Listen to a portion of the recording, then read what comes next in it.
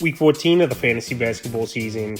And here's a few forwards I can trade for this week. The first forward, Aaron Gordon of the Denver Nuggets. Aaron Gordon, obviously on a Nugget team where you got Jamal Murray, Nikola Jokic on this roster. Michael Porter, the scoring's definitely going to be down, and the rebounding as well. But on the season, still decent stats: 13.7 points a game, 6.8 rebounds, 3.2 assists, 54% from the field. In the last couple weeks, 12.7 points a game, 7.7 rebounds, 3 assists, 54% from the field. So like I said, the fifth option on this roster right now.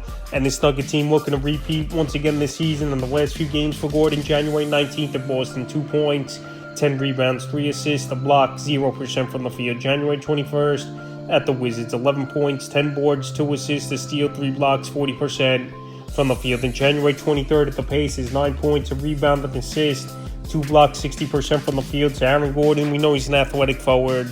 We know he's a good glue guy, and he's fit this Nugget team like a glove over the last couple seasons after they traded for him from Orlando Magic. So right now, while his numbers haven't been all that great, and he's been dealing with injuries on and off the season with a dog bite to the face a few weeks ago here. Maybe he's not 100%, and maybe he's getting back into shape because, like I said, he missed a handful of games, is Aaron Gordon, with the bite. So right now, while his numbers are down, he's a perfect buy low forward this week. The next forward I look to buy and trade for is John Collins of the Utah Jazz. So we'll see if John Collins is traded at the NBA trade deadline. And John Collins last season with Atlanta, they didn't want him anymore. They got rid of him.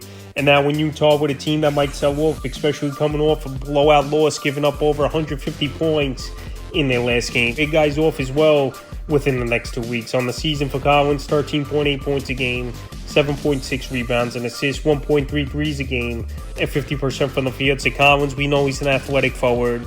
We know a few years ago he was putting up monster numbers, but the last couple of years his stats have definitely dropped off. And I think he just needs a change of scenery once again. I know he was on the Hawks like I mentioned last season, and then he came here to Utah, but they got a logjam of big men over there in Utah. And obviously John Collins hasn't fit the system that well. So right now, with a chance of him getting traded at the deadline, I think he's a good buy low option this week, and I don't think you got to break the bank to get him. January 18th versus the Thunder, 21 points, 4 rebounds, and assists, a block, a 3, 63% from the field. January 20th at Houston, 7.6 rebounds, 2 assists, 33% from the field. And January 23rd, like I mentioned in that blowout loss, 153, 124, 14 points, 9 boards, 2 assists, 3 blocks, and 41% from the field. So we always knew he was a decent rebounder as Collins. But like I said, the last couple seasons, his scoring has gone down. But right now, well, many people don't think he's all that great of a fantasy option.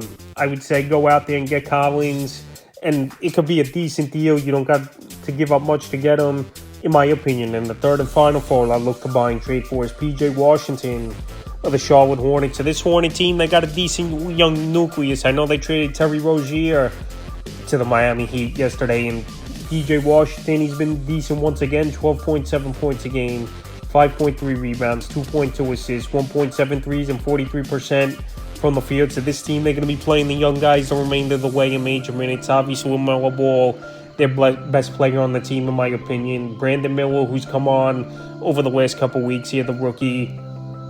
And guys like P.J. Washington, Mark Williams, when he returns, and Nick Richards. So the last couple weeks, the numbers have dropped off a bit for Washington. 10.6 points a game, 5.3 rebounds, 1.4 assists, 1.4 threes, and 47% from the field. But Washington, he's still getting major minutes, 25, 30 minutes a game, and a starter for this Charlotte Hornet team. And there's rumors Miles Bridges might get traded as well, which will open up things a little bit more, I believe, for Washington to score the basketball and put up better stats. January 19th versus San Antonio, 20 points, 6 rebounds, a steal, 3 threes, 63% from the field. January 20th versus Philly, 9 points, 3 boards, a 3, 37% from the field. And January 22nd in Minnesota, 12 points, 7 rebounds, 3 assists, a steal, a block, 2 threes, 71% from the field. So like I said, I think this team is going to trade Miles Bridges. I think they're going to trade a couple other vets, or Gordon Hayward will get bought out as well. And it's just going to open more time for the young guys in P.J. Washington. So right now, where he's still available as well, 43% of fantasy leagues. He's either a guy you pick up or make a small deal to get on your roster. So that's a few forwards I look to buy and trade for Week 14 of the fantasy basketball season.